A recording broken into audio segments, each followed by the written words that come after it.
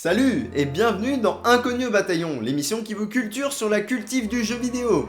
Aujourd'hui c'est le soldat inconnu Weekland que je vais vous présenter. Allez c'est parti pour un tour. Weekland est sorti sur Steam le 6 février 2015, il est édité et développé par Madram Software. Il utilise la technologie du moteur Unreal Engine 3 pour fonctionner. Autant dire que ça envoie du pâté. En quoi consiste ce Weekland donc? Eh bien c'est très simple. Tel un Quake 3, des joueurs sont lâchés sur l'une des 8 maps du jeu et doivent se mettre sur la gueule. Bien sûr plusieurs items sont disséminés sur le terrain. Ces derniers vous permettent de gagner des pouvoirs qui vous aideront à battre plus facilement vos adversaires. Certains paraissent plus simples d'utilisation que d'autres, mais testez-les tous car ils ont tous leurs avantages si on apprend à s'en servir. Bien entendu, le jeu comporte un mode solo et un mode multi. Et je vais vous expliquer pourquoi, car c'est là que réside le point négatif du jeu. Et c'est aussi pour ça que je vous le présente. Le jeu est délaissé par la communauté. Il ne jouit pas de la réputation du vénéré Quake, et pourtant il est tout aussi bon dans son gameplay. Ce qui fait que les serveurs sont vides. Et quand je dis vide, je ne parle pas de 3 personnes qui y jouent. Non, les serveurs sont archi vides. Je ne suis pas tombé sur une seule partie multijoueur. Et Dieu sait que j'aurais bien aimé me confronter à d'autres. Mais apparemment c'est impossible.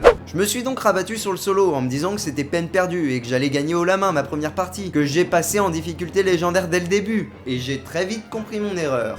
En effet, le jeu n'a apparemment pas été conçu uniquement pour le multi, puisque les bots sont dotés d'une véritable intelligence. Et il est réellement compliqué de se frotter à eux en légendaire. J'ai donc perdu la première partie, et la deuxième aussi, puis j'ai décidé de passer la difficulté en normal. Et là j'ai vraiment pu profiter du jeu et des mécanismes qu'il me proposait. La difficulté en a été grandement affaiblie, mais l'IA n'est pas trop aux fraises non plus. Quand ils sont suffisamment affaiblis, ils ne continuent pas de foncer dans l'art sans réfléchir, ils arrêtent d'attaquer et ils s'enfuient. Enfin pas suffisamment vite puisque je les achève et que je tabasse leurs cadavres. Enfin façon de parler puisqu'on ne peut pas le faire dans le jeu. Faut pas rêver non plus.